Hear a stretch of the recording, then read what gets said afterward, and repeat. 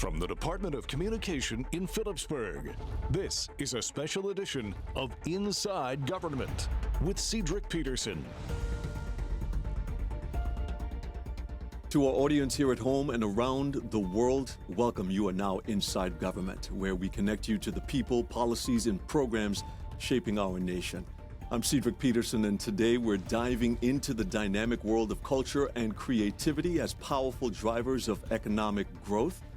Because on Thursday, April 3rd, the Department of Culture will be hosting its 7th annual Culture Creative Industry Forum, an event that's been focused on empowering St. Martin's creative community to lead the way in building a vibrant cultural economy. Now, joining me today in this series of Inside Government and is the keynote speaker, Mr. Ivan Berry, at this year's annual Cultural Creative Industry. Mr. Berry is an award-winning music industry executive, an entrepreneur, and Hall of Famer. Over the years, Mr. Berry has received numerous accolades, including OMA's Lifetime Achievement Award and a Hall of Fame induction in 2021, the St. Kitts Canadian Association's Music, Arts, and Entertainment Award in 2005, the Bob Marley Day Award for Community Involvement and Positive Influence on Youth in 2004, and the Urban Music Association of Canada Lifetime Achievement Award back in 2000. Today, Mr. Berry is here to share his insights on the business of music and how entertainment entrepreneurship and the creative industries can be sustainable models for wealth creation, cultural preservation, and global recognition. Mr. Berry, it is indeed an honor. Welcome to Inside Government. Cedric, thank you so much for having me. It's a blessing. Thank you. It's good to see you, my friend. Let's start off quickly because we don't have much time in this interview. I want to get right into it. How would you describe your both personal and professionally? How would you put that together and share with our audience who you are? Wow. Well, I am many things. Certainly a music business executive for some 40 years. Right. Coming out of St. Kitts and growing up in Canada. But personally, I also do quite a lot of other things. I have my aviation pilot. I have my scuba dive master. I'm an entrepreneur, and I love life. I can definitely see that. If you guys are just tuning in, be sure to check out Mr. Ivan Berry's social media platforms. You can definitely see that larger than life feeling as he's captured his experience in the industry and, of course, the way he loves all the different aspects of life and creativity. You are incredible when it comes to this journey that, through the music industry. Can you tell us about your early beginnings? Where did your passion for music and the creative industries come from? Well, I would really have to say that my initial passion for music, I was a young child, probably 13, 14 years old, living in St. Kitts. And the Elimat and the GI's Brass, many of you may know them from the 60s, 70s, 80s in St. Kitts. They used to rehearse in an area where I lived at the sugar factory in St. Kitts. And as a young child, I would sit on what we call then a Bryson box, which was a soda box. And I would sit and listen to them rehearse for hours and hours and hours and see like Mick Heiliger playing drums, Ellie Matt, people like Wingrove playing horns. And my passion for music, I would have to say, started there and then. What were some of the pivotal moments in your career that shaped you into the leader and entrepreneur that you are today? In my early days, I moved to Canada in 1979 with my parents and the rest of my family. In the early days, I had this excitement for music. So at 15 years old, I was a DJ at a roller skating rink in Pickering. And, I loved business and entrepreneurship. I'm not a musician myself, although I play a little bit of drums. But I really wanted to blend the passion for these musicians were mind-blowing to me, and their talents were mind-blowing to me. And I wanted to mix business with that art form, because the creative industries for a very long time, and still in some areas today, is ignored by our corporate structures and frankly by our governments. So I wanted to really, really make sure that corporate and creativity comes together as one. Now, you've been inducted into the Music Industry Hall of Fame. What does that recognition mean to you, and how has it influenced your mission moving forward? Being inducted into the Hall of Fame, it meant everything to me. I worked long and hard. When everyone was sleeping, I was certainly up. 18, 20, sometimes 22 hours a day for a very, very long time. Because having success in Canada, you're kind of dealing with, the corporate structures in North America in real time. But my insight to the world was very global. So when they go to bed, I'm still up dealing with Europe, England, then Japan, then Australia, etc. So recognizing my hard work and what I've established in Canada, was a true honor in having that Hall of Fame, a true honor and a true testament of the hard work that I've done and the success that I've had with my artist in tow. Now, shifting gears here, looking more closely to your professional insight and getting some professional insight and your expertise. You have decades of experience in artist management, music publishing, and entertainment entrepreneurship. How have you seen the creative industry evolve over the years? It has evolved over the years. When we first started, there was not much of evolution. Certainly my professional career started as early as probably 1984. And, between 84 and the late 90s, even into the early 2000s, it was still, formats might have changed from vinyl to cassette to CD and stuff like that. You could deal with that. But when I started, I was on a typewriter. Then I got a computer. Then I wanted to be the big shot, so I had a cell phone, this big, et cetera, et cetera. So technology didn't evolve much when it came to music. And radio was the key, and then came television, etc. So we had very limited tools to, disseminate our creativity throughout the world. But in the last 15 years, even more so, in the last 10 years, maybe even 5 years, technology has changed so drastically. It's funny because I would say to some of my old executive friends and my old artists, the artists always strived to have more power. They thought the major labels, etc., had too much power and too much control. So they wanted all the power in their hands. And finally they got it in this digital medium that we are in now. And artists can write a song, record a song, distribute a song digitally, collect their own royalties, and go on tour. The ultimate control is with the artist.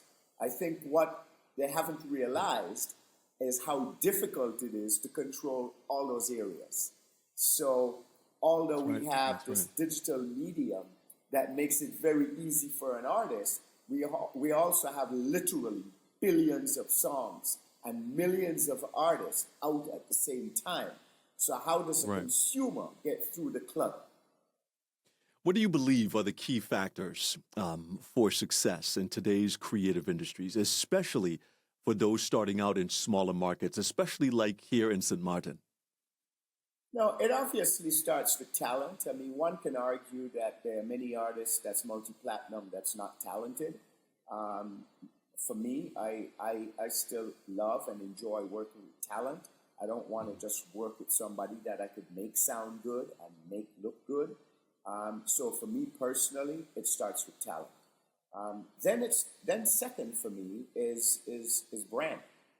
Even before music, because whether you're a writer, we can get writers. Whether you're a producer, we can get producers. We can create hit songs.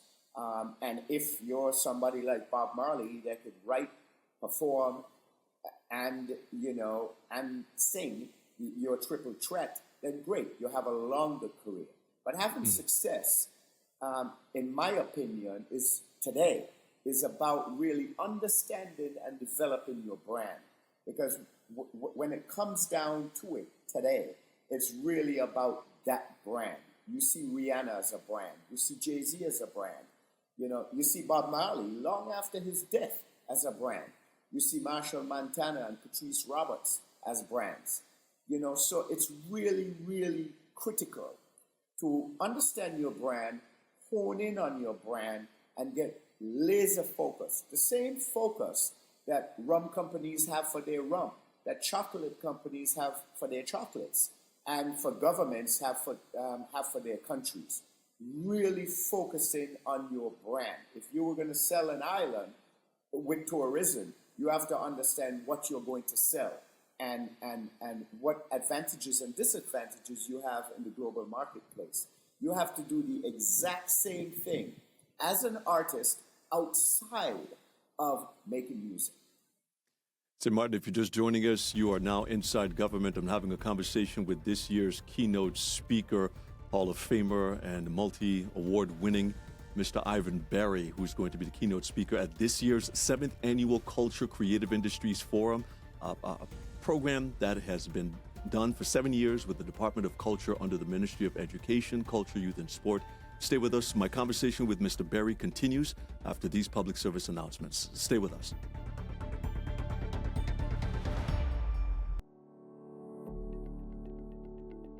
Exercise your right to review approved permits by the Ministry of ROMI Permits Department.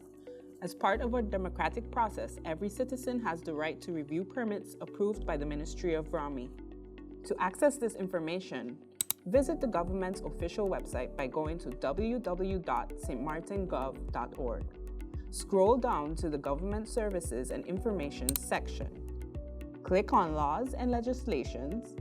Select the National Gazette and choose the Lance Courant with the date you wish to review. The National Gazette is published bi-weekly and includes all approved permits. Citizens also have a 6-week period to object of any permit granted by means of a letter addressed to the Ministry of ROMI. Stay informed and exercise your right to review.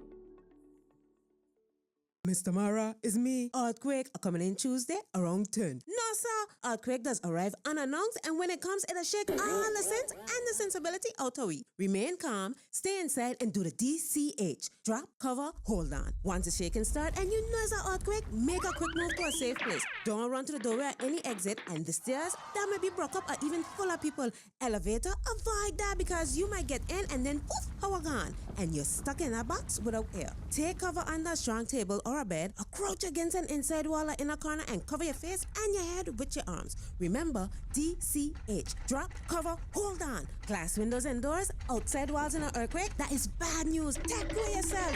Most injuries during earthquakes happen when something drops and hit people entering or exiting a building. Last thing, don't bother run outside and ask, you feel it? You feel it? Remain calm, stay indoors until all the shaking stop and do the DCH. Drop, cover, hold on. This public service announcement was brought to you by Sedima and the government of St. Martin. St. Martin and all our viewers and listeners around the world, if you're just tuning in, welcome your Inside Government. My guest in this edition is none other than Mr. Ivan Berry, who is this year's keynote speaker at the 7th Annual Culture Creative Industries Forum that's going to be taking place on Thursday, April 3rd, 2025. Mr. Berry, we left off talking about, getting some personal insight and expertise. The last question I wanted to ask you under that subject matter is getting your view on why is the creative economy, particularly sectors like music and media, such a powerful vehicle for economic growth and cultural preservation. What would be your take on that? That question is a very exciting question for me because I've traveled the world and I've lectured in so many places. Matter of fact, I did a keynote speech in the Summit of the Americas that was held in Trinidad years ago in Obama's first year of presidency. And I travel around the Caribbean and I do speeches to governments, etc., various Caribbean islands, etc. And this one is exciting for me because I think the Caribbean is in a time and a place that is amazing, where creativity prevails. The Caribbean had some issues back then, in the 80s, 90s, where we sold physical product through HMV and Virgin Megastores, etc. The Caribbean didn't have the infrastructure of distribution and the infrastructure for sales, etc. Now the entire world is digital. So we have access to everything the same time that the majors have access to in LA, New York, London, Toronto, etc. However, the Caribbean has been very academic for centuries now. And I think we needed to. You know, we needed those doctors and lawyers and those statesmen and women in order to represent the Caribbean globally. And we've done a fantastic job at that. Where we failed, not just governments, but families, our parents, etc., is anybody that wanted to venture into the creative world. It's like, that's not a job, that's a hobby. You know, go get a job. You know, go to university and become very academic and then come back and sing. You know, Right. and what they didn't understand was the export of culture and the import of foreign revenue. And let me give you an example. Rihanna as a perfect example. Rihanna, for all intensive purposes, is an export of Barbados. Exactly. Right? She's a cultural export, right? She's not marmalade jams. She's not cloth. She's not sugarcane. She's not these cultural exports that we've had before. She's a creative cultural export. And she is now a billion-dollar industry. And my question to Caribbean leaders is how much of that billions of dollars is taxable to the government of Barbados? And how many people in her 1,000-person entourage that, you know, makes up the machine of Rihanna? We're so very proud of her down here. How many Caribbean people or people from Barbados is actually reaping the benefit from this cultural export? It's very limited compared to the rest of the world, and obviously including America. So we have to hone in the Caribbean a little bit more on the export of culture and the import of foreign revenue.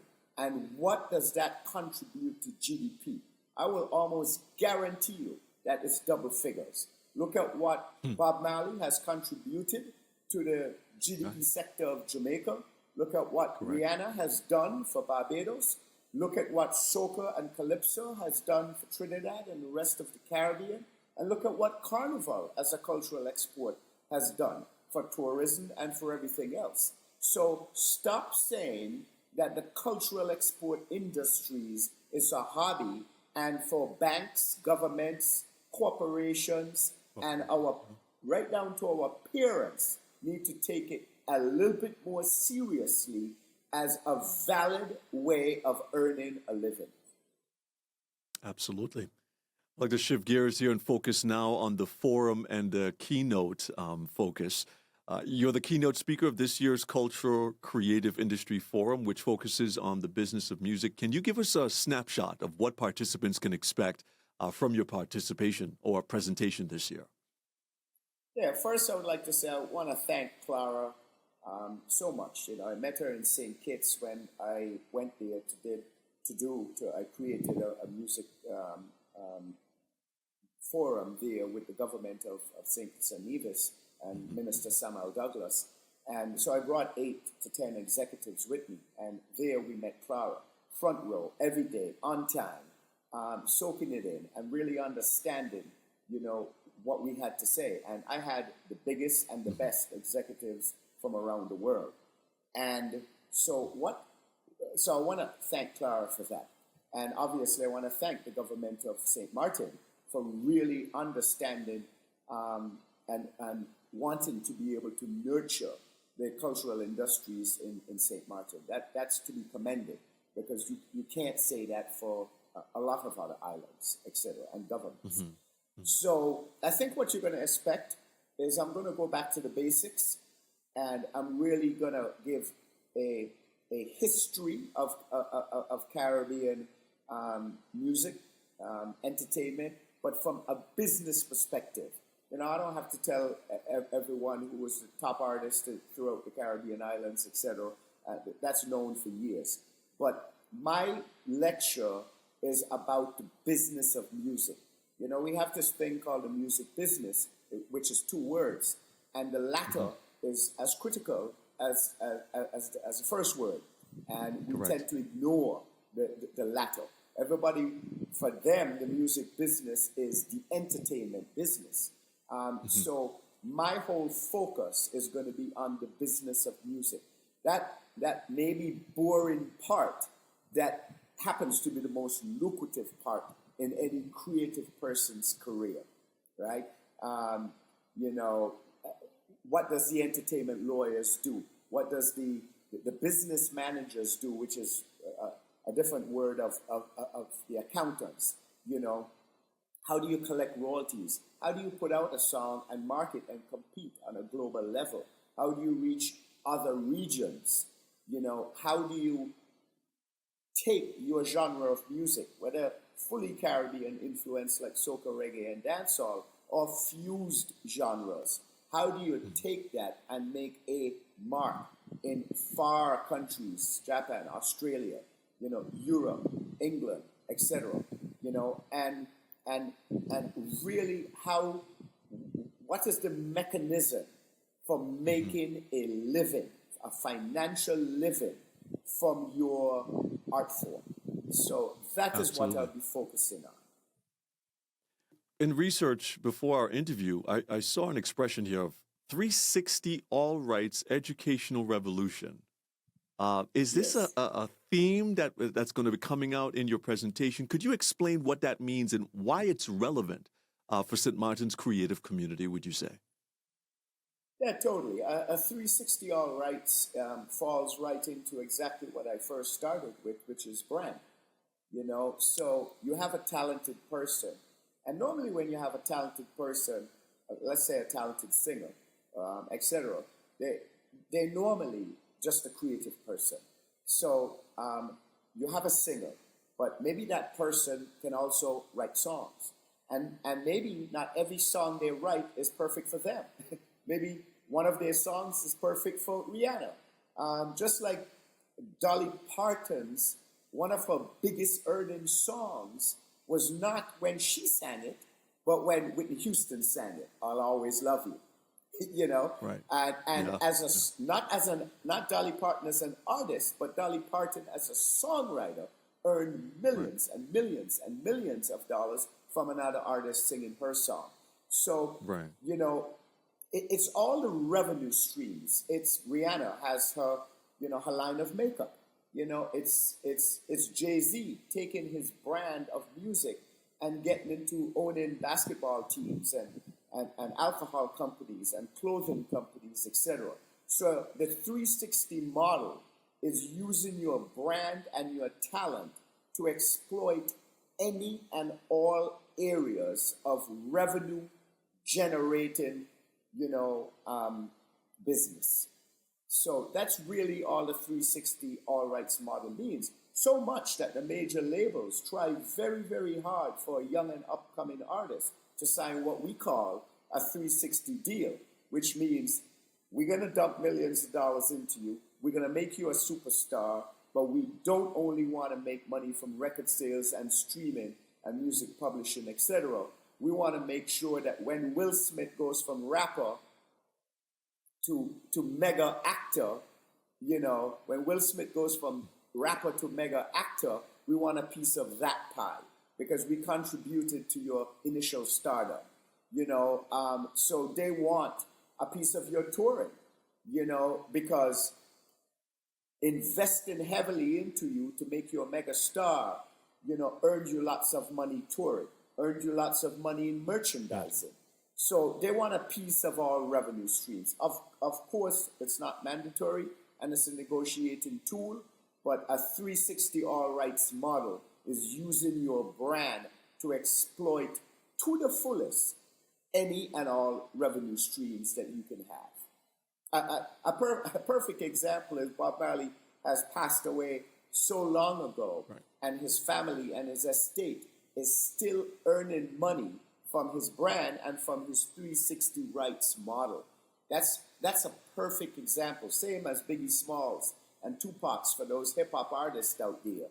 Is long after you're not able to write songs and or go on tour and perform because of incapacitation or death, etc., your brand, and you should establish a brand where your family and your estate is earning revenue, long after, your death. Mr. Berry, we are actually out of time, and I want to give you the opportunity to provide final words here. I would just want to ask you, what legacy do you hope to leave, and how do you see forums like this one impacting the future of St. Martin's creative industries? What would your take be? I think forums like this that the government of St. Martin and Clara has put together is absolutely critical. It's dissemination of information that the young people needs from experts. Sometimes we are hard to find, sometimes we are hard to get hold of. So I think that these forums should be very, very often, in my opinion. Of course, everybody has a budget, so within the budget, but, at the very minimum, quarterly, and if the budget allows it, monthly, and bring in other people and other speakers, etc. It's dissemination and networking with your youth so that they can have an even playing field when they go out into the global marketplace. Mr. Ivan Berry, this year's keynote speaker at the 7th Annual Culture Creative Industry Forum, initiative of the Department of Culture under the Ministry of Education, Culture, Youth, and Sport. That's going to be taking place on Thursday, April 3rd. For more information on this, be sure to hit up the Facebook page of the Department of Culture as this event draws near. Mr. Berry, I want to thank you so much. It has been an honor, my good friend. Thank you so much for joining us in this edition of Inside Government. Cedric, thank you so very much. We truly appreciate it, and we'll see you on April 3rd. And to our radio listeners and television viewers and online viewers, thank you for tuning in and being a part of this edition of Inside Government. If you've missed this special conversation with Mr. Ivan Berry, be sure to catch video on demand at the official Facebook page of the Government of St. Martin at facebook.com/SXMGOV, or be sure to become a subscriber to the YouTube channel of the Government of St. Martin, youtube.com at Government of St. Martin. And of course, for radio playback, we invite you to tune in to Our Culture, Our Heritage, St. Martin Gov Radio 107.9 FM. On behalf of my colleagues at the Department of Culture under the Ministry of MECIS, the Ministry of Education, Culture, Youth, and Sport, and all of us here at the Department of Communication, I'm Cedric Peterson. Thank you so much for tuning in.